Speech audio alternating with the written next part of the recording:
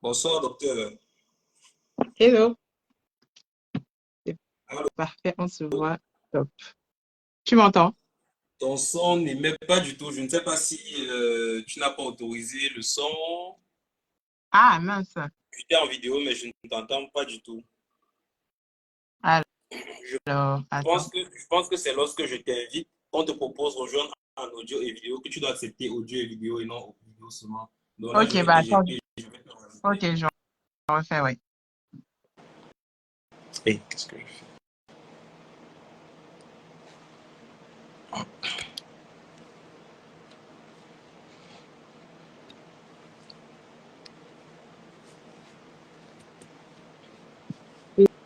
Et là, est-ce que tu m'entends? Ouais, là, je t'entends parfaitement. Ok. Bonsoir une fois de plus. Bonsoir. Bon, je crois qu'on aura l'écho, mais c'est pas grave. D'accord. Donc, merci une fois de plus d'avoir accepté de venir dire la séance ce soir. Donc, bonsoir à vous, chers fidèles adeptes du mardi médical. Je suis le docteur Yves Pouna, médecin généraliste, comme vous le savez, fondateur du mardi médical. J'ai la chance ce soir de recevoir le docteur Francine Gouenan, qui est interne en cardiologie des hôpitaux d'Amiens, en France, qui a été également mon aîné académique, même si elle ne s'en souvient pas au collège pendant pas mal d'années. Donc, nous allons parler ce soir de Ok. l'insuffisance cardiaque et connectez-vous massivement avant qu'elle ne commence l'émission. N'hésitez pas à partager à vos proches, ceux qui ne sont pas encore abonnés. N'hésitez pas à vous abonner à la page parce que le mardi médical, c'est tous les mardis. On a perdu notre invité, je ne sais pas pourquoi. Un instant, s'il vous plaît. Donc, comme je le disais, le mardi médical, c'est tous les mardis. Et voilà, vous pouvez bénéficier des thèmes à venir. Et donc, on t'a perdu. Je ne sais pas si c'était une fausse manipulation. Oui, c'était une fausse manip. D'accord, donc comme je te disais, peut-être tu n'es pas habitué au mardi médical, tu as maximum 30 minutes pour faire la présentation. Après ta présentation, je vais reprendre la parole pour essayer de faire un résumé et après, nous allons passer à la phase de questions-réponses. Donc, je te donne la parole sans plus tarder. Tu vas te présenter une fois de plus et commencer l'émission. Merci. Et ben, je remercie le docteur Pouna de m'avoir invité dans son émission. C'est fantastique de voir la vulgarisation médicale comme ça par des jeunes confrères. Je suis honorée d'être là. Je m'appelle Francine Wenang. Je suis interne en troisième année de cardiologie dans les hôpitaux d'Amiens. J'ai pour mission ce soir de vous entretenir sur l'insuffisance cardiaque. Alors, c'est un sujet très vaste, mais on va essayer de résumer ça et de rendre ça accessible à tout le monde. N'hésitez pas à poser vos questions en commentaire. On va y répondre autant que faire se peut à la suite de mon exposé. Et, euh, et puis voilà. On commence quand tout le monde est là. Alors, j'ose croire que le public est pour la plupart des profanes. Donc, on va essayer de rendre ça accessible à tout le monde. Et si par hasard, j'ai des confrères ou d'autres personnes du monde médical qui souhaitent intervenir ou interagir, pas de souci. On peut toujours discuter en poussant un peu plus la discussion. Donc, sans plus tarder, mon exposé se fera en 5 points. On va définir l'insuffisance cardiaque et donner quelques notions d'épidémiologie, dire en quoi c'est important de connaître un peu cette pathologie. Ensuite, on va parler de la clinique, donc de savoir comment est-ce que ça se manifeste, puis de la paraclinique, c'est-à-dire des examens complémentaires qui nous aident aussi à poser le diagnostic et à envisager la prise en charge. Ensuite, on va parler des causes de l'insuffisance cardiaque et enfin, on pourra discuter des traitements. Donc, en termes de définition, l'insuffisance cardiaque de façon globale, c'est l'incapacité du cœur à assumer sa fonction de pompe. C'est-à-dire qu'à un moment donné, et sous un régime de pression normale, c'est-à-dire que à un moment donné, dans des conditions normales, le cœur n'arrive plus à alimenter tous les organes. Donc, on peut parler d'insuffisance cardiaque à ce moment-là. En termes d'épidémiologie, c'est une pathologie qui est relativement fréquente parce que dans le monde, c'est un pourcentage variable qui va de 1 à 3% de la population mondiale. Dit comme ça a l'air peu, mais rapporté à 7 milliards de personnes, ça en fait pas mal de patients. Et les, le phénotype des patients, c'est-à-dire les gens qui peuvent en être atteints, ça varie, ça va de 0 à, je sais pas, 99 ans, mais on voit quand même que il y en a beaucoup plus chez les personnes qui ont plus de 70 ans. Là, on arrive à peu près 10% de la population. Donc, c'est quand même quelque chose de fréquent. C'est une maladie fréquente, c'est une maladie grave parce que le cœur, dans sa fonction, je ne trouve pas noble juste parce que c'est ma spécialité, mais c'est quand même l'organe qui apporte les éléments nutritifs les autres organes. Donc, si on n'arrive pas, s'il n'arrive pas à faire correctement son travail, bah, tous les autres vont en pâtir. Donc, c'est relativement grave. On va un peu plus s'attarder sur la clinique. Comme ça, je vous donnerai des éléments qui vous permettront, vous aussi, de penser éventuellement à cette maladie si elle se présente un jour. Déjà, il faut savoir qu'il y a plusieurs types de présentation. Ça peut pas, enfin, ça peut être complètement asymptomatique, c'est-à-dire on ne ressent absolument rien du tout, et ça peut aller jusqu'à un syndrome de détresse respiratoire, c'est-à-dire qu'on n'arrive quasiment plus du tout à respirer tellement les poumons sont inondés d'eau. Alors, les différents signes cliniques qu'on retrouve peuvent être dits des signes d'insuffisance cardiaque droite. Euh, on aura des œdèmes des membres inférieurs, c'est-à-dire quoi? C'est en fait la stagnation de l'eau de façon déclive et ça va commencer au niveau des jambes, plutôt même des chevilles. Donc, les chevilles qui commencent à gonfler. Alors, ces œdèmes-là sont censés être bilatéraux et symétriques, c'est-à-dire ça doit atteindre vraiment les deux côtés du corps. Ils doivent être mous, c'est-à-dire quand on met le doigt dedans, c'est le signe du godet, ça prend la marque du doigt qu'on a mis dans les œdèmes et ils sont blancs, c'est-à-dire qu'ils ne sont pas du tout inflammatoires. Donc, normalement, ils font pas mal, ils sont pas du tout rouges et ils sont pas du tout chauds. Donc, vraiment, des œdèmes indolores, blancs et mous. Ensuite, on peut avoir une turgescence jugulaire. Toujours, le concept étant, on va juste dire un petit mot de physiopathologie, le concept étant que le cœur n'arrive plus à pomper le sang qu'il reçoit. Il y a une augmentation de la pression dans le système vasculaire et cette pression dite hydrostatique, elle devient plus importante que la pression des éléments figurés dans le sang, donc la pression oncotique, la pression des protéines, et on se retrouve avec une fuite capillaire. Donc, il y a de l'eau, on va dire ça comme ça, qui sort des vaisseaux et donc qui finit par se mettre un peu partout. Donc, d'où les œdèmes, qui sont donc des clives qui commencent en bas. On peut avoir la turgescence jugulaire. Donc, on voit la grosse veine du cou qui commence un peu à se faire beaucoup trop voir. On peut avoir euh, le reflux, c'est-à-dire c'est la même chose. On appuie au niveau du foie et la veine qui va jusque dans le cou, pareil, est tellement grosse que on la voit beaucoup trop. On peut avoir plus généralement de la fatigue. On est beaucoup plus fatigué que d'habitude. Euh, la prise de poids, donc ces œdèmes-là, l'eau qu'on accumule, ça ajoute sur, ça rajoute du poids à notre poids de base et des signes plutôt gauches ou qui sont enfin, que nous on appelle les crépitants, c'est-à-dire que quand le médecin sort son stéthoscope et essaye d'écouter les poumons, il entend des bruits qui ne sont pas normaux. Normalement, l'auscultation, donc, elle doit être claire. On ne doit pas entendre de bruits bizarres. On doit juste entendre de l'air, entre guillemets, qui circule dans les alvéoles. Alors que là, comme il y a de l'eau, comme je vous disais, il y a de la fuite en bas. Bah, ça fuit aussi, en fait, au niveau des capillaires pulmonaires. Il y a de l'eau qui stagne dans les poumons et donc, on entend ces bruits-là, les crépitants. Et ça, qu'est-ce que ça occasionne chez le patient? Il va se plaindre d'un essoufflement. On parle de dyspnée. Un essoufflement, généralement, ça commence à l'effort. Quand on fait des efforts, on est moins bien que d'habitude.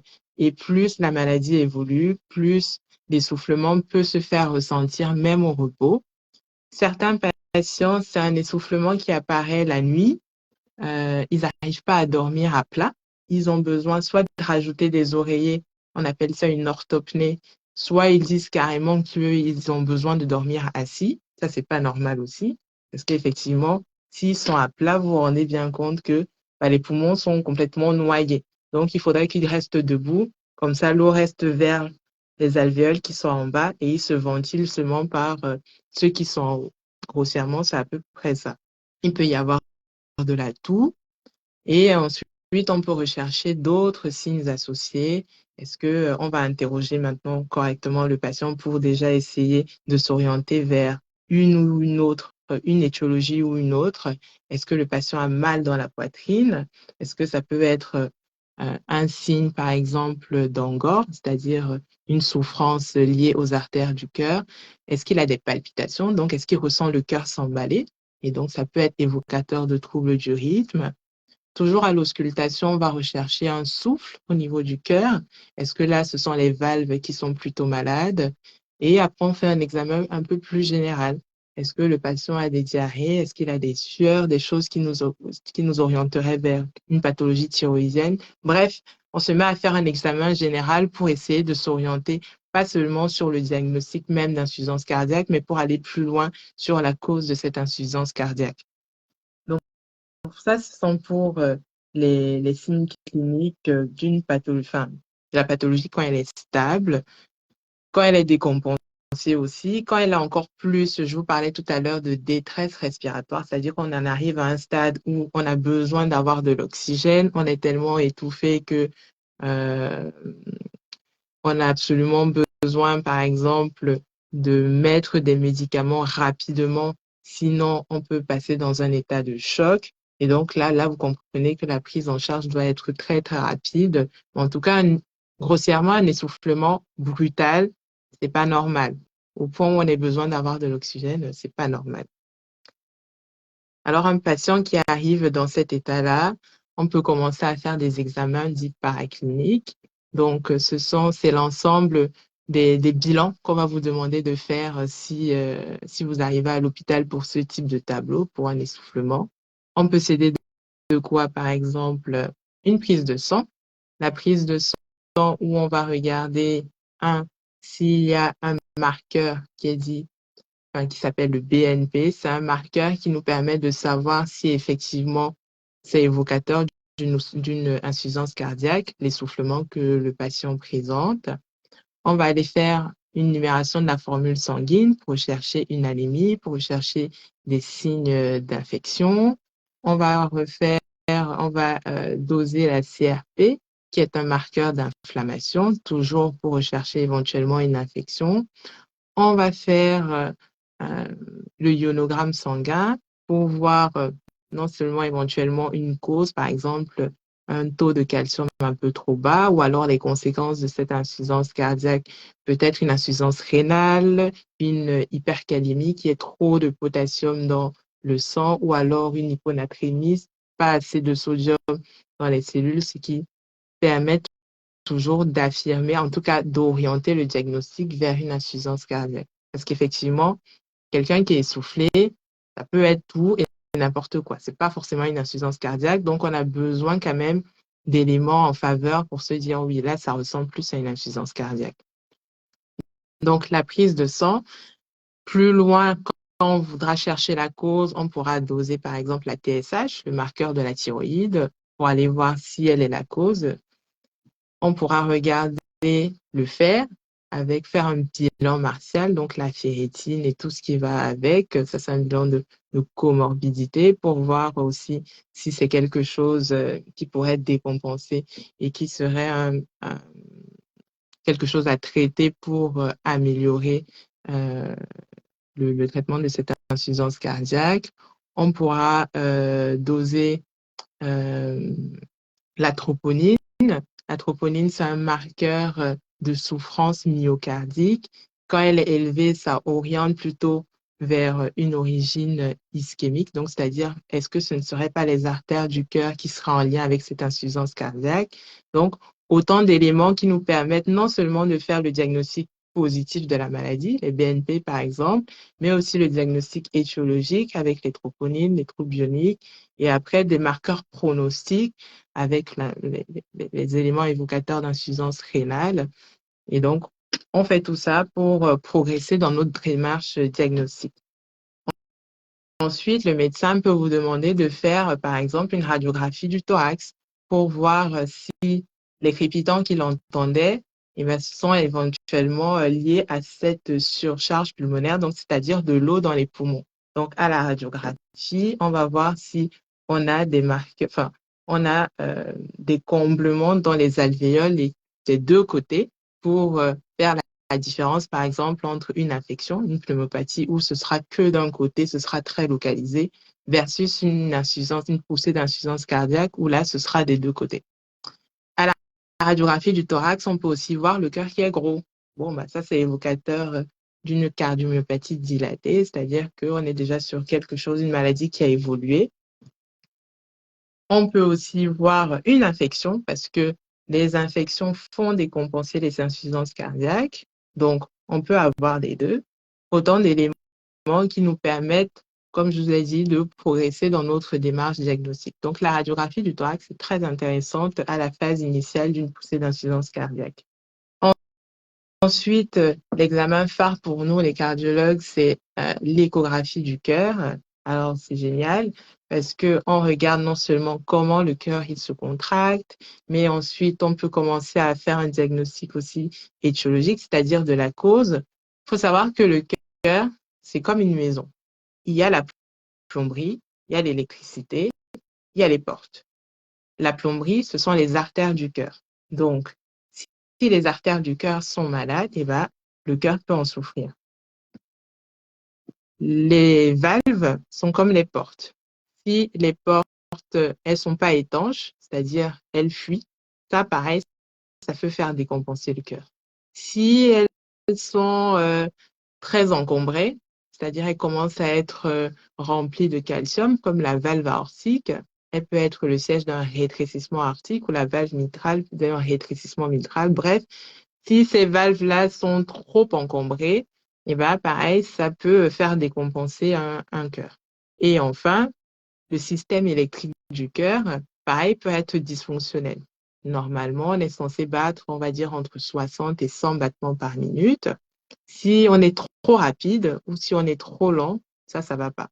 Donc, à l'échographie, on est susceptible de voir pas exactement les artères, mais les endroits du cœur qui sont vascularisés par ces artères-là. Donc, si on voit qu'il y a un territoire qui n'est pas bien vascularisé, qui ne se contracte pas très bien, tiens, on va suspecter que éventuellement il y a une maladie des artères. Si on voit que la valve, elle est plutôt fuyante, c'est-à-dire il y a du sang qui regurgite dans la cavité d'où elle vient, ou alors elle est plutôt rétrécie parce que on est vieux, on a accumulé trop de calcium, trop de calcaire. Pareil, ça peut nous donner la cause de la maladie. Et enfin, quand on fait une échographie, on a aussi souvent des capteurs de l'électrocardiogramme qui nous permettent de voir si le rythme est beaucoup trop rapide ou s'il est beaucoup trop lent ou s'il y a des arythmies, des extrasystoles. Bref, anomalie du rythme cardiaque, ça peut aussi se voir. Ça, c'est hyper intéressant. On peut voir si la fonction contractile du cœur est altérée à cause de la maladie. Donc, soit il continue de se contracter normalement. Bon, ça, plutôt de bons pronostics, mais encore, ça dépend des situations. Soit alors le cœur, il souffre beaucoup trop, il est beaucoup trop fatigué. Et là, on rentre vraiment dans la maladie où effectivement, la fonction contractile est abaissée et ça, c'est plutôt de mauvais pronostics. Ensuite, on peut faire aussi un électrocardiogramme. C'est l'examen où on vous met des patchs pour justement analyser le rythme cardiaque. Pareil, un autre examen phare chez les cardiologues. Donc, c'est comme je vous ai dit tout à l'heure, sur l'électrocardiogramme, on peut voir si on est trop rapide, si on est trop lent. On peut voir si on a fait un infarctus avant, par exemple, c'est-à-dire qu'on a des séquelles à l'électrocardiogramme. Ça, on peut le voir. Donc, l'infarctus, vous vous rappelez, c'est une obstruction, c'est-à-dire un caillot qui a bouché une artère à un moment donné, ou alors elle est trop rétrécie. Bref, le sang ne passe plus correctement et un territoire du cœur, il est plus bien vascularisé. Ça, c'est hyper important à rechercher à l'électrocardiogramme. Et donc, on peut voir s'il est lent. On peut voir aussi si le patient fait des troubles du rythme, vraiment si le cœur il s'emballe beaucoup trop. Donc, autant d'éléments qu'on recherche pour cette fois-ci, non pas poser le diagnostic, mais rechercher une cause de cette insuffisance cardiaque. On peut aller plus loin même, on peut faire une IRM, mais là, c'est déjà quand la maladie est plus ou moins avancée et que on veut commencer à rechercher, pareil, des éléments pronostiques, c'est-à-dire essayer d'évaluer si ce patient, lui, il n'est pas trop grave ou alors lui, il est très, très grave. Donc, il y a une flopée d'examens qu'on peut faire, mais si vous voulez retenir à la phase initiale, avec déjà une radiographie du thorax et un électrocardiogramme, on peut s'orienter. L'échocardiographie n'est pas forcément urgente, mais à faire. Là, ça nous permettra aussi de nous orienter sur combien ça peut être grave ou pas. On va basculer sur les différentes causes d'insuffisance cardiaque, les étiologies. Alors, grossièrement, on distingue les insuffisances cardiaques qui sont dites ischémiques, donc qui sont liées aux artères du cœur. Ça, c'est 50% des insuffisances cardiaques. Donc, c'est pour ça que c'est hyper important de traquer des infarctus qui auraient pu être passés à la trappe. Et il y a des causes dites non ischémiques. Ce sont toutes les autres causes d'insuffisance cardiaque. On pourra pas les détailler, mais les citer pour que vous ayez une idée de tout ce qui peut rendre un cœur malade. Donc, ischémique, je vous ai dit, c'est la plomberie, ce sont les artères, elles sont malades. Il y en a une qui est beaucoup trop rétrécie ou même plusieurs. On en a 3 principales. Et là, effectivement, oui, un cœur qui n'est pas lui-même bien irrigué, il ne peut pas bien faire son travail. Donc, première cause d'insuffisance cardiaque dans le monde. Je rappelle, maladie cardiovasculaire, première cause de décès dans le monde, les infarctus en sont l'une des pathologies principales. Ensuite, je vous ai dit que le cœur, c'est comme une maison. Si ce n'est pas la plomberie, il faut aller regarder l'électricité. Donc, on regarde l'électrocardiogramme. Des fois, on peut faire des enregistrements de longue durée. C'est-à-dire qu'on enregistre le rythme de votre cœur sur 48, 72 heures, 2-3 jours pour voir un peu qu'est-ce qui se passe au cours de la journée. Ça, c'est très intéressant, d'autant plus si vous avez des symptômes type palpitation. Par exemple, vous dites, ah, des fois, j'entends, j'ai l'impression que mon cœur, il bat plus vite que d'habitude. Bon, bah, très bien. On va peut-être regarder si vous ne faites pas de la fibrillation atriale ou alors des troubles du rythme ventriculaire. Bref, le rythme qui s'emballe. Ça, c'est pas bon. Ou de l'autre côté aussi, qui est beaucoup trop lent. Ça, c'est pas bien aussi. Ensuite, si c'est pas la plomberie, si ce n'est pas l'électricité, ça peut être les portes. Donc, les valves à l'échographie, je vous ai dit, on regarde, soit elles sont fuyantes, soit elles sont rétrécies. Ça aussi, c'est une grosse cause d'insuffisance cardiaque.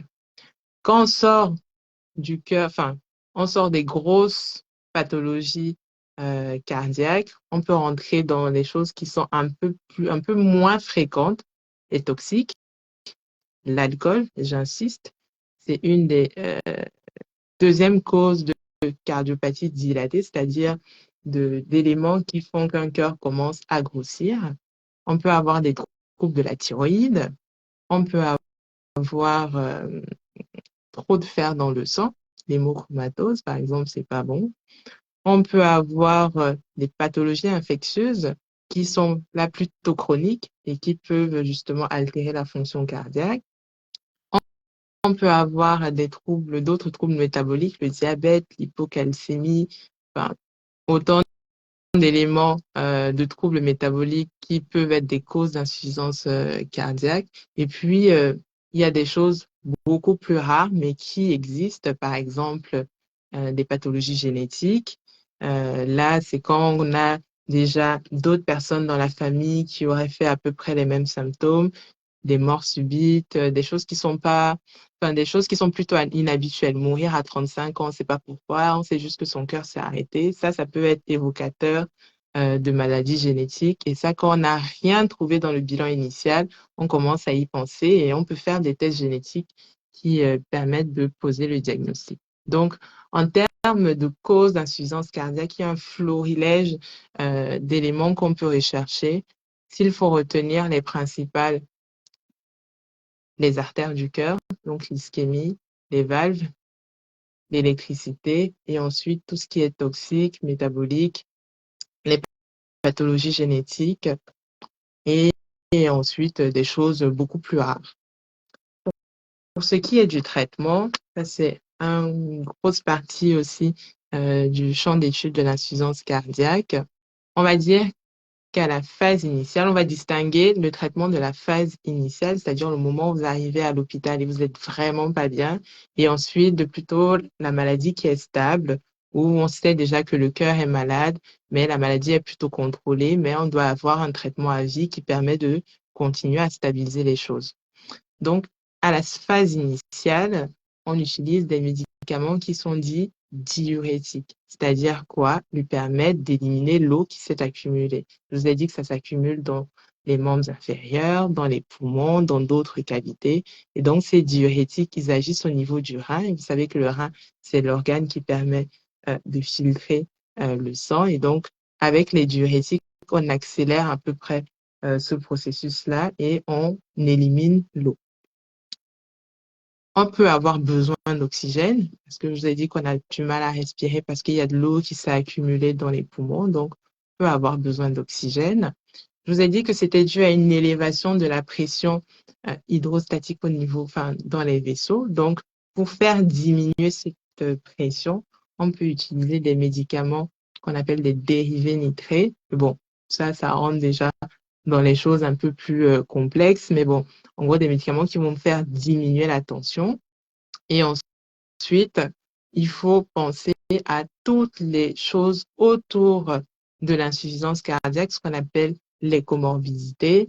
Donc, il faut traiter une anémie. S'il y a un manque de globules rouges, pour faire simple, il faut éventuellement soit transfuser parce que c'est trop grave, soit justement traiter par exemple une carence martiale, donc le manque de fer. Il faut traiter du coup cette carence martiale. Il faut rechercher une infection, c'est-à-dire pourquoi quelqu'un qui était stable a subitement décompensé, il n'est pas bien. Est-ce que c'est une infection qui est venue un peu déstabiliser son équilibre? Donc mettre des antibiotiques si on en a besoin. S'il y a une ischémie, donc quelqu'un qui avait pareil un cœur qui était stable et qui a fait un infarctus, peut-être qui est passé à la trappe, vont éventuellement mettre des traitements qui vont avec. Donc, il faut penser à ce qui va aider à traiter les symptômes, les diurétiques, mais tout ce qui est autour. Et enfin, pour la pathologie qui est plutôt stable, donc le patient qui est rentré à la maison et qui va déjà mieux, on met des traitements dits cardioprotecteurs, donc des médicaments qui jouent sur la tension, mais aussi sur la fonction contractile du cœur. Ça s'appelle, je vais vous donner les noms des grandes classes, mais les bêta-bloquants, les inhibiteurs de l'enzyme de conversion, les anti-aldostérone. C'est une maladie neuro-hormonale, c'est un peu plus compliqué que juste d'avoir la pression qui s'augmente brutalement au niveau des vaisseaux, mais il y a des hormones qui rentrent en jeu. Donc, les anti-aldostérone font partie justement de des médicaments qui contrent cette activation neuro-hormonale. Et il y a des nouveaux médicaments qui sont sortis récemment, qui jouent aussi qui ont un effet diurétique et qui permettent aussi de faire puisser le glucose. Donc, ça, c'est bien pour le diabète aussi. Ça s'appelle les glyphosines. Et quand on va plus loin, quand le cœur est très fatigué, qu'il est souvent désynchronisé, on peut avoir besoin de mettre un défibrillateur resynchroniseur ou alors un pacemaker resynchronisateur. Mais bon, ça, c'est pour la pathologie déjà avancée. Mais surtout, le plus important, et on est presque sur la fin de ma présentation, ce sera l'éducation du patient. Je vais insister sur, un, le régime hyposodé. Donc, c'est des patients à qui on dit plusieurs reprises qu'ils vont apprendre à manger avec beaucoup moins de sel. Pas, sans, pas, pas du tout désodé, mais vraiment moins de sel que d'habitude. Donc, il faudra apprendre à ne pas ressaler les plats. Pourquoi on insiste sur le sel? En fait, le sel, il joue un rôle osmotique. Donc, il va retenir l'eau. Et je vous ai dit que c'est cette eau-là qui entraîne l'augmentation, en fait, de la pression, non seulement dans les vaisseaux, mais aussi ailleurs. Donc, vraiment, le sel, c'est l'ennemi à combattre. Deux, le tabac pour justement les patients qui ont des maladies des artères du cœur. ça fait pas bon ménage. Donc, le sevrage tabagique est hyper important. Ensuite, l'observance thérapeutique, c'est-à-dire prendre correctement ses médicaments. Ah, c'est aussi simple que ça. La personne qui prend pas ses médicaments, forcément, va revenir parce que la maladie est évolutive. Donc, on leur apprend à être très rigoureux sur la prise des médicaments. 4, la connaissance de la maladie. Donc, on passe du temps à leur expliquer ce que c'est que l'insuffisance cardiaque, comment est-ce qu'il faut déceler les symptômes. On leur apprend, par exemple, des acronymes à retenir, EPOF, essoufflement, je vous ai dit ça tout à l'heure, œdème, la prise de poids et la fatigue. Donc, les signes qui doivent faire dire au patient, ah, là, je pense que ça commence à pas aller bien, il faut que j'aille voir mon médecin pour voir un peu qu'est-ce qui se passe. Et de l'autre côté, et bonne, il faut faire de l'éducation thérapeutique, il faut se peser tout le temps, il ne faut pas saler et il faut faire de l'exercice physique. Donc, je réinsiste, comme tous les médecins, sur la pratique sportive. Alors, il ne s'agit pas de faire des marathons ou de gros exercices physiques, mais ne serait-ce que marcher 30 minutes par jour, et ben, ça change les choses. Donc, on insiste beaucoup, beaucoup sur l'éducation thérapeutique. Et enfin, le suivi régulier, parce que les malades, ils viennent à l'hôpital quand ils vont pas bien et après, quand ça commence à aller mieux, ils arrêtent le suivi. Il faut absolument revoir son médecin traitant et son cardiologue, on va dire tous les 6 mois en moyenne, quand la maladie est déjà bien stabilisée. En tout cas, revoir son médecin régulièrement pour s'assurer en fait que tout va bien avec soit les prises de sang, soit les électrocardiogrammes, soit l'échographie, autant de choses qui nous permettent de nous rassurer et de se dire que bon, la maladie évolue de telle ou telle autre façon. Donc voilà. Enfin, il y a la vaccination parce que je vous ai dit que les infections, ça fait décompenser beaucoup, beaucoup, beaucoup. Donc, on insiste sur la vaccination contre le pneumocoque. Vous savez, c'est la petite bactérie qui est très méchante pour les poumons. La vaccination contre la grippe aussi parce que pareil, c'est très fréquent. C'est pas grave pour des personnes qui sont bien portantes, mais pour celles qui sont malades, ben, ça fait décompenser la maladie. Et bien sûr, tout le contrôle des autres facteurs de risque cardiovasculaire, c'est-à-dire avoir un diabète qui est plutôt bien équilibré, une hypertension artérielle qui est contrôlée, pas d'obésité, un cholestérol qui est bien pris en charge. Donc, autant de choses, beaucoup, beaucoup d'éducation thérapeutique. Ça prend du temps, mais finalement, c'est plus de 50% du traitement du patient. Donc, si on doit conclure, qu'est-ce que c'est l'insuffisance cardiaque? C'est le cœur qui n'arrive pas à faire correctement son travail. Comment ça se manifeste généralement plus fréquemment? C'est de l'essoufflement. Souvent, c'est la prise de poids à cause des œdèmes. Comment est-ce qu'on diagnostique les choses? Bah, avec l'interrogatoire, on pose des questions. Est-ce qu'on est essoufflé? Est-ce qu'on est fatigué? Est-ce qu'on a pris du poids récemment? Est-ce qu'on a mal dans la poitrine? On fait quelques examens paracliniques, la radio, l'électrocardiogramme, l'échographie. Et comment est-ce qu'on traite? On met des diurétiques, puis à la phase initiale, mais aussi surtout, on met les traitements cardioprotecteurs et surtout, surtout, surtout, on éduque les patients à connaître la maladie et à savoir quelle est la bonne hygiène de vie à adopter.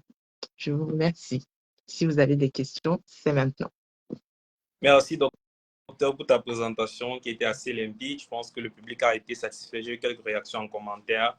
Donc, on va rapidement passer à la phase de résumé avant de prendre les questions pour essayer de mettre tous les retardataires à jour par rapport à la présentation pour éviter que les questions se répètent alors que les réponses avaient été énoncées. Donc, il était question ce soir de parler de l'insuffisance cardiaque. Je ne suis qu'un tout petit médecin généraliste, donc je vais essayer de reprendre un peu les termes de la spécialiste ce soir. Alors, mon aîné académique a essayé d'articuler sa présentation en évoquant premièrement la définition. Deuxièmement, elle a ressorti quelques aspects épidémiologiques. Ensuite, l'intérêt déjà de parler de ce thème. Puis, elle a chuté avec la clinique, c'est-à-dire l'ensemble des symptômes qu'on peut retrouver et les examens qu'on demanderait éventuellement. Ensuite, elle a parlé des causes de la maladie et enfin du traitement. Donc, de façon terre à terre, elle a défini l'insuffisance cardiaque comme étant l'incapacité du cœur à assumer son rôle de pompe. étant entendu que cette pompe-là, c'est en fait une pompe de sang, le sang qui est censé aller nourrir tous les organes, aussi lointains soit-il par rapport au cœur en question. Donc, elle a dit que c'est une pathologie relativement fréquente avec une fréquence de 1 à 3% dans le monde entier. Et comme elle le disait tout à l'heure, 1 à 3%, ça va vous paraître petit, mais lorsqu'on fait la valeur absolue de la population, c'est assez important. L'insuffisance cardiaque, c'est vrai qu'elle touche généralement beaucoup plus les personnes âgées, mais elle peut atteindre tout âge. Pour les gens qui ont fait un tour, par exemple, à la Fondation Chantal Biya au Cameroun, il y a des enfants, des bébés qui souffrent d'insuffisance cardiaque, donc ça peut atteindre pas mal de toutes les tranches d'âge. Alors, au niveau de la clinique, l'insuffisance cardiaque peut se présenter, enfin, des personnes peuvent souffrir d'insuffisance cardiaque et ne rien présenter comme symptôme, donc ne rien présenter là, généralement lorsque c'est compensé. Mais lorsque l'insuffisance cardiaque est décompensée, on pourra avoir certains signes, notamment, enfin, déjà lorsqu'on parle d'insuffisance cardiaque, on vous a dit que c'était l'incapacité du cœur à assurer ses fonctions. Si vous vous souvenez de votre cours du CM2, on disait qu'il y a le cœur est divisé en deux, on a le cœur gauche, on a le cœur droit. Donc lorsqu'on parle du cœur gauche, on parle d'oreillette gauche, oreillette droite, oreillette gauche, ventricule gauche, et lorsqu'on parle du cœur droit, c'est oreillette droite, ventricule droit. Donc, mon ENA académique a essayé de ressortir les signes en faveur d'une insuffisance cardiaque côté droit d'abord. Elle a parlé par exemple de l'œdème des membres inférieurs. Qu'est-ce que je veux vous dire par rapport à ça? Lorsque les veines sont censées récupérer le sang de vos organes tels que les organes digestifs, de vos mains, de votre tête, de vos pieds et ramener cela au cœur. Ça ramène au cœur par ce qu'on appelle le ventricule, par l'oreillette droite, pardon. Donc, si ce sang-là n'arrive plus à retourner au cœur et traverser normalement pour aller dans le poumon et tout, il va se mettre à stagner. Lorsqu'il stagne, premier retentissement au niveau de vos membres inférieurs, ça va commencer à gonfler. Vous allez vous rendre compte notamment au niveau de votre cheville que ça prend un peu plus de volume. Vous pouvez remarquer ça de façon banale chez les femmes enceintes, par exemple. Elles ont souvent des chevilles qui augmentent, des pieds qui augmentent, justement parce que ce retour veineux est compromis. Donc, on aura des œdèmes de membres inférieurs qui sont bilatéraux, symétriques, qui sont mous et qui prennent le godet. Le godet, ça veut simplement dire que lorsque vous appuyez, ça laisse une marque de votre doigt. Et ces œdèmes sont non inflammatoires. Les signes de l'inflammation, c'est la douleur, la chaleur, bref. Il n'y a pas de douleur, il n'y a pas de chaleur et tout ça. On pourrait également avoir ce qu'on appelle une turgescence des veines jugulaires. La veine jugulaire, c'est celle qui passe ici. Donc, à ce niveau, si on va remarquer que la veine est un peu plus importante, un peu plus saillante, là, c'est un problème. On peut également remarquer, bon, ça, c'est pour les praticiens, un reflux hépato-jugulaire. Bon, je ne vais pas entrer dans les détails, c'est beaucoup plus lorsqu'on examine les patients.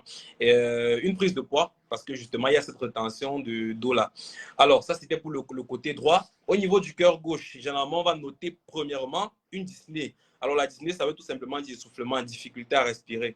Alors, la dyspnée, elle est généralement à l'effort, mais elle peut évoluer et se retrouver vers un stade où, même au repos, vous souffrez d'une dyspnée. Cette dyspnée, elle a la prédominance nocturne. Généralement, c'est lorsque vous êtes allongé. Vous aurez besoin de quelques oreillers en plus pour chasser cette dyspnée. On parle d'orthopnée, c'est-à-dire dyspnée de décubitus, c'est-à-dire que c'est lorsque vous vous couchez qu'elle survient. Alors, pour la simple et bonne raison que lorsque vous êtes couché, l'ensemble de vos alvéoles, entre guillemets, noyés. Mais lorsque vous mettez en position de demi-assise, l'eau qui est dans les poumons, entre guillemets, va beaucoup plus vers le bas et par le haut, vous pouvez continuer de respirer. On peut également avoir une toux, plus ou moins avec expectoration. Alors, les expectorations, ça veut simplement dire que vous toussez et quelque chose sort. Et dans le cas de l'insuffisance cardiaque, généralement, quand vous allez tousser, pour les formes un peu avancées, notamment dans le cas de lorsqu'il y a l'eau dans les poumons, lorsque vous toussez, vous avez un crachat qui est un peu rosé. On parle de rose saumoneuse en médecine. On pourrait également avoir des palpitations. C'est des gens qui disent qu'ils sentent leur cœur battre et tout et tout. Donc ça, c'est pour la clinique. Pour la paraclinique, le docteur Gwena a parlé premièrement de la prise de sang. La prise de sang où on va faire un dosage de ce qu'on appelle le BND. On pourrait également faire une numération et formule sanguine. La numération et formule sanguine, elle peut traquer, elle peut retrouver pas mal de choses, notamment une anémie par exemple. Parce qu'une anémie peut être à l'origine de votre insuffisance cardiaque. Et également, elle pourrait également déceler une infection qui pourrait être un facteur de décompensation. Donc, ça va déceler pas mal de choses. La CRP, qui est un marqueur d'inflammation, l'ionogramme sanguin, parce qu'on l'a dit tout à l'heure, elle a dit au terme de sa présentation, elle a parlé des ions, notamment lorsqu'elle parlait du sel. Lorsque vous avez des problèmes au niveau de votre sodium, de votre chlore, de votre potassium, ça peut déranger votre cœur. Donc, il faut faire un ionogramme sanguin. On peut également faire un dosage de la troponine pour rechercher éventuellement une étiologie d'infarctus du myocarde. Donc, lorsqu'on pense que vous souffrez par exemple d'infarctus du myocarde, on pourra doser la troponine ou alors le dosage de ce qu'on appelle la TSH, Thyroid Stimulating Hormone, qui est l'hormone de la thyroïde, cet organe qui est situé là, qui intervient dans pas mal de rôles du corps humain, notamment le rôle du cœur qui régule un peu certains paramètres à ce niveau. Pardon. Donc, en dehors de la prise de sang, on a également les bilans morphologiques. Par morphologie, on entend notamment la radiographie du thorax, qui va rechercher justement, on l'a dit, on suspectait qu'il y a de l'eau qui s'accumule. Donc, on dit l'eau, c'est le sang, mais le sang, c'est majoritairement de l'eau. Donc, de l'eau qui s'accumule au niveau de votre thorax. La radiographie du thorax va rechercher cet œdème du poumon-là. La radiographie du thorax va également déceler une cardiomégalie, c'est-à-dire un gros cœur. Elle pourrait également déceler certaines infections qui décompenserait votre insuffisance cardiaque. Alors, après la radiographie du thorax, mon ENA académique a parlé de l'échographie cardiaque. Vous entendez souvent écho-cœur, écho-cœur. C'est également cela qui décèle également la cause de la maladie, qui est d'ailleurs l'examen phare. À côté de cela, il y a l'électrocardiogramme où on met certaines électrodes. Peut-être certains dans le direct ont déjà eu à bénéficier de cela. On vous place certaines électrodes là pour voir l'activité électrique de votre cœur. À côté de cela, on pourrait également faire une imagerie par résonance magnétique, c'est-à-dire IRM, mais ça c'est pour les cas un peu plus avancés comme le docteur l'a dit tout à l'heure. Alors, relativement aux courses, on a fini avec les bilans comment dire, les bilans complémentaires. Au niveau des courses, le docteur Gwenan l'a dit tout à l'heure, on a deux grandes courses, les courses ischémiques et les courses non ischémiques.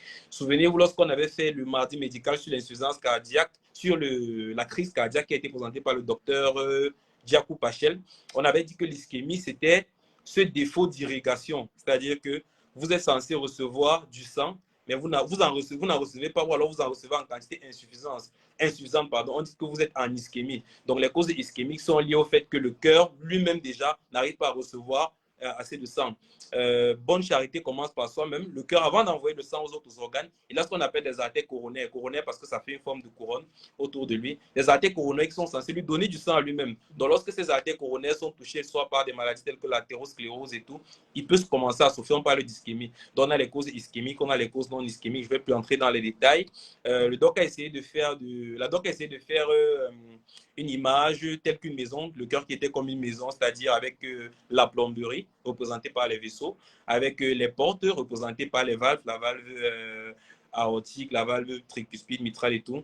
Également, la maison qui a l'électricité. L'électricité, le cœur, je pense que c'est le seul organe du cœur qui a une électricité à part. C'est-à-dire que si vous enlevez le cœur de quelqu'un, vous le posez là, il va d'abord faire ça pendant quelques minutes avant de se mourir. Il a son électricité qui lui est propre.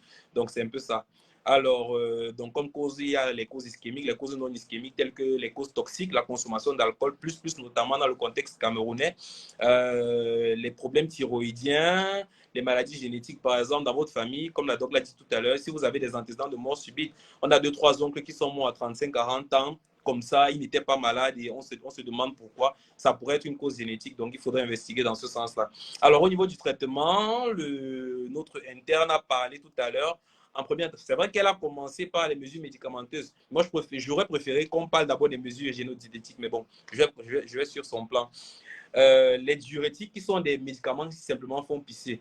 On vous a dit, généralement dans l'insuffisance cardiaque, il y a cette surcharge d'eau dans votre corps. Donc, on va accélérer un peu le rôle du rein qui est de produire l'urine pour essayer de diminuer la quantité d'eau dans votre corps. Vous pourrez également avoir besoin d'oxygène lorsque vous êtes en détresse respiratoire. On peut également vous donner ce qu'on appelle les dérivés nitrés lorsque votre tension artérielle est élevée, lorsque vous avez une hypertension artérielle à ce moment-là, pour baisser la tension. Également, il sera question de prendre en charge les tâches sous-jacentes. J'ai parlé tout à l'heure lors des bilans biologiques de la numération et formule sanguine. Si on a retrouvé une anémie, déjà qui est surtout si l'anémie est sévère, il est question de vous transfuser. Si on a retrouvé une infection, il est question de traiter l'infection. Alors, pour les patients stables, on donnera des médicaments cardioprotecteurs lorsqu'ils vont rentrer à la maison, qui était succinctement cité par mon ENA académique. Et pour les cas avancés, on pourra faire un implant de pacemaker, par exemple, ou alors leur mettre un défibrillateur. Bon, ça, c'était pour les mesures... Ça, c'était pour les mesures médicamenteuses et voilà les cas avancés. Maintenant, au niveau des mesures génodiététiques, lorsque vous souffrez d'insuffisance cardiaque, ou même lorsque les personnes qui nous écoutent, peut-être qui souffrent d'hypertension artérielle, il faut faire attention au régime alimentaire. Vous devez avoir un régime hyposodé, c'est-à-dire un régime pauvre en sel. Pour la simple et bonne raison que le sel a tendance à retenir l'eau. Peut-être certains ont fait une série scientifique à l'intérieur. La doc a parlé d'osmose tout à l'heure. L'osmose, c'est si vous prenez un milieu qui contient du sel et un milieu qui contient uniquement de l'eau, l'eau aura tendance à aller vers le sel. Donc, le sel a tendance à attirer l'eau. Et du fait que le sel est dans vos vaisseaux sanguins, l'eau va faire en sorte que vos vaisseaux sanguins se gorgent en eau et là, ça va causer un problème. Donc, elle a parlé du régime hyposodé, elle a parlé de l'observance thérapeutique, c'est-à-dire si on vous a prescrit un médicament, un comprimé par jour, il faut prendre le médicament un comprimé par jour. Elle a parlé de la connaissance de la maladie avec un acronyme, par exemple, EPOF, qui représente les signes d'alerte dont on va faire part aux patients. C'est-à-dire, si vous sentez un essoufflement, par exemple, il faut rapidement venir à l'hôpital. Si vous voyez que vos pieds ont gonflé, il faut venir à l'hôpital, ainsi de suite. Elle a également insisté sur l'activité sportive régulière, qui n'est pas forcément faire un marathon, mais une marche, par exemple, juste qu'il faut qu'il y ait cette fréquence régulière. Peut-être elle va nous donner les recommandations de la Société française de cardiologie sur la fréquence à respecter. Elle a parlé de la prise de poids régulière. Vous devez avoir un PS personne à la maison pour prendre votre poids régulièrement et savoir si voilà, votre poids augmenté qui pourrait être un signe en faveur d'une insuffisance cardiaque décompensée. Elle a parlé de la vaccination contre un gène particulier qui s'appelle le pneumocoque, qui peut s'avérer assez grave pour les personnes souffrant d'insuffisance cardiaque. Et, elle a également chuté en parlant du contrôle de tous les facteurs de risque cardiovasculaire. Je ne vais pas m'étendre davantage, ce n'était qu'un résumé. Donc, on va essayer de prendre les questions au fur et à mesure. Brillant résumé. D'accord. Donc, donne-moi quelques instants, s'il te plaît, pour ne rien louper.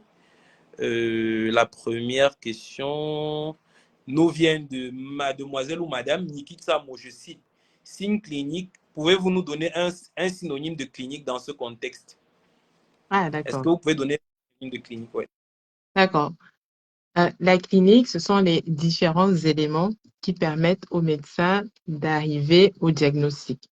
Donc, on va dire que ce sont les choses qui sont évocatrices de. Et donc, on va chercher des signes soit à l'interrogatoire, on va poser des questions au patient et il va nous dire, par exemple, il va nous expliquer son ressenti. En fonction de ce qu'il nous explique, on va plutôt s'orienter vers telle ou telle chose. Et après l'interrogatoire, on va faire un examen physique. Donc, finalement, l'examen clinique, c'est l'interrogatoire et l'examen physique où on va rechercher, soit avec la palpation, on touche, on essaye de voir s'il y a des endroits qui vont pas bien, soit on ausculte avec le stéthoscope, soit on va tapoter pour essayer la percussion, pour essayer d'entendre des bruits ou justement de ne pas en entendre. Et juste aussi, généralement, l'inspection, juste regarder la tête du patient et se dire, ah, lui, il a l'air pas bien, lui, c'est plutôt, ça va. Donc, la clinique, c'est en fait l'ensemble des éléments qui nous permettent de faire une démarche de diagnostic sans avoir besoin d'utiliser des examens complémentaires. Merci beaucoup, docteur. Je pense que la réponse est assez explicite. La question suivante nous vient du docteur Jomo Sindi. Je cite, très belle présentation, merci, docteur. Est-ce que le mécanisme physiopathologique de l'alcool qui engendre une cardiopathie est le même ou est différent que celui du foie cardiaque? Je reprends. Bon, là, c'est une question vraiment pour le corps médical. Est-ce que le mécanisme physiopathologique de l'alcool qui engendre une cardiopathie est le même que celui du foie cardiaque? Alors, c'est pas exactement le même. C'est-à-dire que le foie cardiaque est la conséquence de ce qu'il y a une congestion beaucoup trop importante au niveau des cavités droites. Et donc, la stase est telle que même les hépatocytes sont, j'ai envie de dire, un peu comme comprimés dans leur façon de travailler. Et donc, ils relarguent finalement tout ce qui se crée. C'est pour ça qu'on a la cytolyse et la cholestase. Donc, c'est la conséquence de ce qui se passe en amont. Alors que pour l'alcool, dans le mécanisme, comme étant une cause d'insuffisance cardiaque, il entraîne plutôt une cardiopathie dilatée, c'est-à-dire il va être toxique directement sur les cardiomyocytes. Et ça va entraîner donc une perte cardiomyocytaire et donc une dilatation de ce fait du ventricule gauche. Merci beaucoup, docteur. J'espère que le docteur Jomo a été satisfait. Je pense qu'elle a été satisfaite. La question suivante nous vient de M. Ahmed Djifenjou. Je cite, qu'est-ce qui peut motiver un jeune à faire un contrôle cardiaque? Qu'est-ce qui peut motiver un jeune à faire un contrôle cardiaque? Alors ça, c'est une bonne question parce qu'effectivement, quand on fait des sessions comme celle-ci, tout le monde peut avoir l'impression qu'il peut être porteur d'insuffisance cardiaque parce qu'un jour, on s'est senti essoufflé pour X ou Y raison. Alors, pour les jeunes, les signes d'alerte pourraient être, par exemple, déjà les antécédents familiaux. Première chose. Si papa est mort jeune, maman ou je sais pas moi qui d'autre dans la famille, il y a eu plusieurs morts inexpliquées à des âges jeunes dans la famille. Ça, c'est bizarre. Il faut éventuellement déjà poser la question pour savoir qu'est-ce que c'était et ça pourrait être lié à une maladie génétique, par exemple. Ensuite, pareil, c'est pas normal non plus d'être essoufflé au moindre effort. Alors, si on a une grosse journée, on a fait un gros effort physique, oui, là, c'est normal d'être fatigué, on dort, on se réveille le lendemain, on a la pêche. Par contre, si on est tous les jours essoufflé juste en mettant ses vêtements ou alors en faisant 2 pas dans la maison, on n'arrive même plus à arriver en bas dehors pour prendre le taxi. Enfin bref, faire un effort qui n'est pas censé nous demander beaucoup d'énergie, ça, c'est pas normal non plus. Pareil, si c'est pour un examen cardiaque en général, pareil, avoir des douleurs dans la poitrine à l'effort, c'est pas normal. Normalement, notre cœur a la capacité de s'auto-réguler et d'augmenter les apports quand les besoins eux aussi augmentent. Donc, si on fait des efforts et là, bizarrement, on a des douleurs dans la poitrine, ça peut être évocateur de pathologie des artères. Alors, c'est vrai que c'est plus fréquent chez les vieux, mais il y a des jeunes qui ont ce genre de problème. Donc, ça aussi, ça peut mettre la puce à l'oreille. On a dit les jambes qui gonflent. Alors, il y a des personnes qui ont des jambes qui gonflent, mais liées à d'autres raisons. Alors, c'est souvent d'autres types d'œdèmes.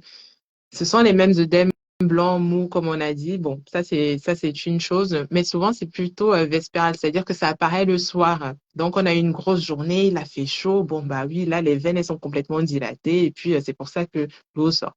Alors que là, on prend du poids de façon vraiment pas normale et on voit qu'effectivement, c'est localisé qu'au niveau des jambes. On n'a pas la bedaine. Ça, c'est pas normal. Normalement, quand on prend du poids parce qu'on mange trop, je sais pas, c'est plus ou moins harmonieux. Avoir des jambes toutes grosses alors qu'on est tout fin comme ça, pareil, ça, c'est pas normal. Donc, autant d'éléments qui peuvent orienter un jeune à aller consulter un cardiologue ou un médecin s'il en reçoit le besoin, quoi. Merci énormément, docteur, pour ta réponse claire. La question suivante nous vient du prof Valine Soga. Je vais citer: merci, docteur, pour la présentation. Comment expliquer que certains sportifs de haut niveau meurent d'insuffisance cardiaque? Ah, excellente question. Alors, pour les sportifs, malheureusement, ça dénote de quelque chose qui est souvent grave. Ils ont très souvent des maladies génétiques qui attaquent les canaux des cellules, certaines cellules du cœur. Donc, ils ont ce qu'on appelle des canalopathies ou des laminopathies. C'est encore des maladies très rares. Bref, des choses qu'on peut difficilement détecter, malheureusement, mais qui malheureusement se détectent. C'est pour ça qu'on leur fait finalement la visite, comme la visite technique avant par exemple pour les photos de les recruter. Déjà, à l'électrocardiogramme, il y a des signes, nous, qui nous alertent. Alors, je peux rentrer dans les détails en disant, par exemple, que l'espace QT, qui est une partie du rythme cardiaque, s'il est allongé, ça nous fait tilter et nous dire que c'est pas normal. Si, par exemple, ils ont à l'échocardiographie ou même à l'électrocardiogramme des signes que le cœur est beaucoup trop musclé, une hypertrophie du ventricule gauche, cause classique de cardiopathie dite sarcomérique. Donc, pareil, c'est une maladie génétique qui est liée au fait que les cellules du cœur elles sont beaucoup trop nombreuses et du coup, elles ont entraîné un cœur qui est beaucoup trop musclé. Ça, c'est évocateur, effectivement, enfin, c'est prédicteur de mort subite sur le terrain parce qu'on a demandé du coup beaucoup trop d'efforts au cœur et là, paf, il s'arrête d'un coup. Donc, les sportifs, généralement, ce sont des jeunes. Le dépistage, ça ne peut se faire que parce que on le recherche, parce que souvent, ils n'ont pas de signes physiques. Les jeunes, ce qui est bien avec les jeunes, c'est qu'ils compensent beaucoup. Donc, d'un premier abord comme ça, c'est difficile de suspecter qu'on est porteur d'une maladie génétique. Mais justement, quand on veut faire du sport de haut niveau, c'est pas pour rien qu'on demande de voir le cardiologue et de faire des tests. C'est parce que sur justement ces examens paracliniques, l'électrocardiogramme et l'échographie, on peut détecter des choses. Donc, c'est très souvent génétique. Merci, Doc. La question suivante nous vient de Durel Ambadia Mouna. Je cite, un enfant peut-il naître avec une insuffisance cardiaque? Ah, très bonne question. Effectivement, je vous ai dit, ça peut toucher à tous les âges. Alors, les causes ne seront absolument pas les mêmes. Chez les enfants, ce seront des cardiopathies dites congénitales, c'est-à-dire ils sont nés avec, ils ont eu le cœur qui a été mal formé, par exemple une valve qui a été mal formée, ou alors des vaisseaux qui se sont pas placés au bon endroit. Bref, on a parlé des causes génétiques tout à l'heure. Avoir des maladies syndromiques, c'est-à-dire qui touchent plusieurs organes du cœur, enfin, des organes du corps, dont le cœur, et qui sont responsables aussi d'insuffisance cardiaque. Donc, oui, tout à fait, un bébé peut naître avec une insuffisance cardiaque. Alors, ça va très rapidement parler et les gynécologues et les obstétriciens sont alertes là-dessus. Justement, c'est pour ça que c'est hyper important de faire des échographies quand on est enceinte, parce que c'est ce genre de choses qu'on recherche justement aux échographies prénatales. Merci, docteur. J'aimerais également attirer l'attention de mes confrères sur le fait que, bon, déjà, la doc l'a dit tout à l'heure, il y a intérêt de faire les consultations prénatales, mais un enfant peut ne pas avoir de soucis en consultation prénatale, c'est-à-dire aux échographies, mais vous savez qu'il y a certains phénomènes qui se passent lorsque l'enfant entre dans le monde, c'est-à-dire lorsqu'il quitte le ventre de sa mère pour venir dans notre monde, notamment la fermeture de certaines portes, entre guillemets. Hmm. Donc, il y a intérêt toujours de très bien examiner un nouveau-né. On a souvent tendance à penser que l'accouchement s'est bien déroulé et tout. On va juste venir voir s'il y a les tranchées, les louchis de la maman, on va passer. Non. Il faut très bien examiner le nouveau-né parce que certains nouveau-nés peuvent présenter certaines insuffisances cardiaques de façon congénitale. Donc, ce serait dommage qu'elle rentre à la maison avec ça et que l'enfant décède les jours suivants. Alors, la question suivante nous vient toujours de mademoiselle Durel Mouna. Je vais citer, une femme ayant une insuffisance cardiaque éprouvera-t-elle des difficultés lors de l'accouchement? Ah, excellente question. Pareil, encore une fois, le cœur est très noble. Pour la grossesse, malheureusement, l'insuffisance cardiaque, c'est une maladie qui a un mauvais pronostic, c'est péjoratif. Donc, une grossesse de normale, de par le fait même qu'on soit enceinte, on augmente les besoins physiologiques du corps. Et donc, on en demande plus au cœur. Et un cœur qui est déjà malade, à qui on demande encore plus, alors que de base, il n'arrive pas déjà à faire son travail, ça, c'est sûr, ça ne va pas le faire. Donc, les femmes qui sont atteintes d'insuffisance cardiaque, qui sont connues, eh ben, ce sont des discussions multidisciplinaires, c'est-à-dire on s'assoit entre cardiologues, médecins traitants, gynécologues, pédiatres, obstétriciens, bref, tout le monde se met autour d'une table pour se dire, est-ce que c'est une bonne idée ou pas que cette femme soit enceinte? Si oui, comment est-ce qu'on va la suivre? Donc, c'est quelque chose vraiment de très particulier. Donc, oui, attention, plus pour les femmes qui sont enceintes et qui ont une insuffisance cardiaque connue. Après, malheureusement, quand c'est pas connu et qu'on est enceinte, ah oui, là, ça décompense la maladie et puis on est obligé de s'adapter. Merci, docteur, pour les réponses assez claires. La question suivante nous vient de Monsieur Georges Tagne. Je vais citer. Quelle est l'espérance de vie moyenne d'un patient qui a une insuffisance cardiaque? Je pense que la question est un peu mal posée, mais je pense que le docteur a arrangé ça au niveau réponse. Quelle est l'espérance de vie moyenne d'un patient qui a une insuffisance cardiaque? Je Alors, pense qu'il voulait dire survie, le nombre d'années de survie après. d'accord. Effectivement, la question, je pense, c'est de savoir si est-ce qu'un insuffisant cardiaque a la même espérance de vie qu'une personne normale. Si oui, enfin, sinon, est-ce que c'est les moins importantes ou est-ce que c'est la même chose? Alors, de fait, c'est sûr, non. Quelqu'un qui a une insuffisance cardiaque n'a pas la même espérance de vie que quelqu'un qui est normal. Alors, enfin, normal. Les chiffres, c'est très variable, déjà d'une population à une autre, c'est-à-dire qu'on soit en Occident ou alors dans un pays pauvre et pas du tout développé. Ça dépend aussi de la cardiopathie sous-jacente. Donc, qu'est-ce qui a causé cette insuffisance cardiaque? Par exemple, si c'est une insuffisance cardiaque liée aux artères du corps, on a dit ischémique, on sait que ça, c'est grave, c'est vrai, mais il y a tellement de traitements qui font que on peut réaugmenter la survie des patients. Contrairement, par exemple, à une maladie génétique où là, on a la cause, mais on ne peut rien faire. Là, c'est déjà un peu plus compliqué et où ça a été découvert peut-être même tardivement. Donc, c'est fonction de beaucoup trop de paramètres pour donner un chiffre pour une personne, mais on retient qu'à l'échelle populationnelle, ça peut aller à moins 10 ans, par exemple, voire moins 20 ans quand c'est très, très grave, par exemple. Merci, Doc. Alors, ce n'est pas la seule question de M. Georges Tagne. Par la suite, il dit aussi, a-t-on beaucoup de problèmes d'insuffisance cardiaque en Afrique par rapport aux pays occidentaux?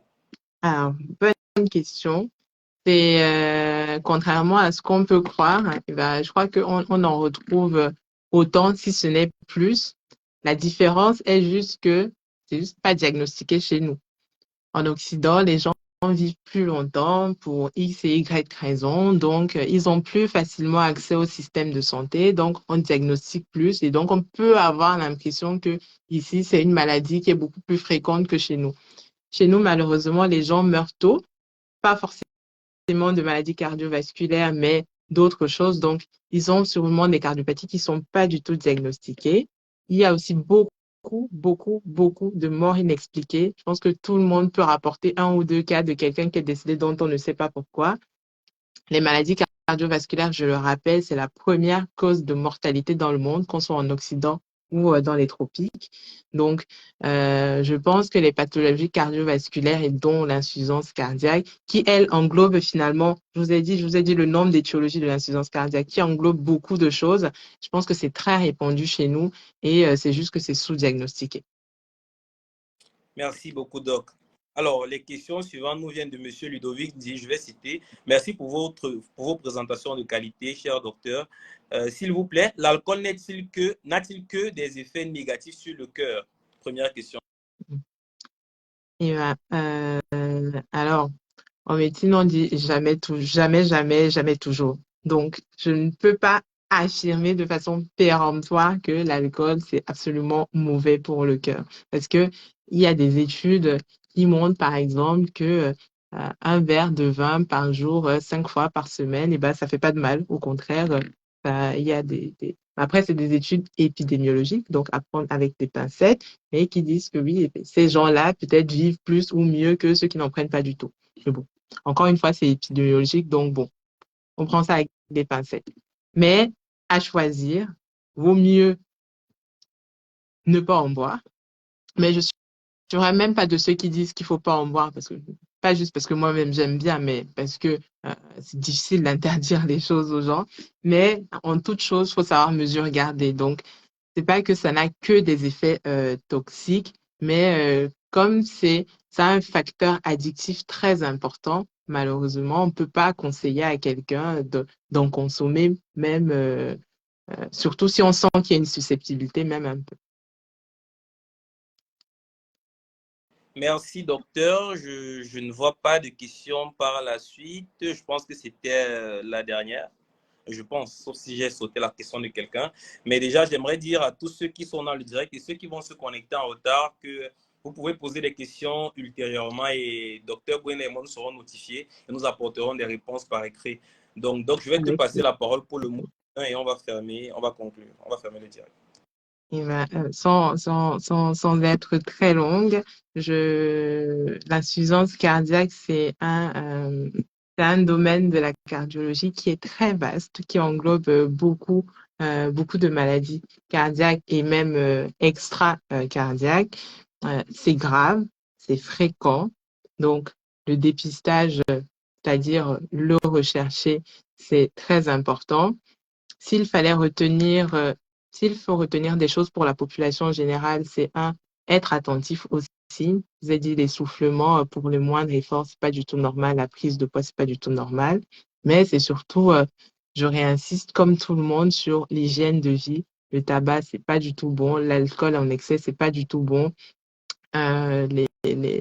Manger trop de sel, trop sucré, trop gras, c'est pas du tout bon. Quand on est malade, pour ceux qui sont malades, euh, l'observance thérapeutique, alors c'est un contrat entre le patient et son médecin, c'est vrai, donc on accompagne les patients là-dedans, mais c'est très important. Ça permet justement de freiner la progression de la maladie. Et enfin, l'activité sportive, qu'on soit malade ou non, 30 minutes, 5 fois par semaine, pour ceux qui sont d'attaque, 3 fois par semaine, c'est aussi bien. Ça aide à garder son cœur en santé. Merci beaucoup, docteur. Je vous remercie à vous d'être présent ce soir. Comment dire, je formule une fois de plus mes remerciements au docteur Gouénan. Je sais que j'en ai beaucoup fait, mais elle avait un emploi de temps surchargé, mais elle a accepté de prendre plus d'une heure de temps pour dire la séance ce soir. Elle s'est même préparée davantage parce que généralement, lorsque les spécialistes viennent souvent, ils se disent qu'ils connaissent déjà, mais elle a essayé de prendre le tempo, se dire comment ils sont et tout et tout. Donc, je te remercie infiniment. J'espère que tu reviendras bientôt pour un nouveau thème éventuellement. Et bah, c'est moi qui te remercie pour l'invitation. C'était un exercice très stimulant, très intéressant. J'espère avoir aidé certains de ceux qui ont eu à regarder et avec plaisir, je reviendrai. Bonne soirée tout le monde. Salut.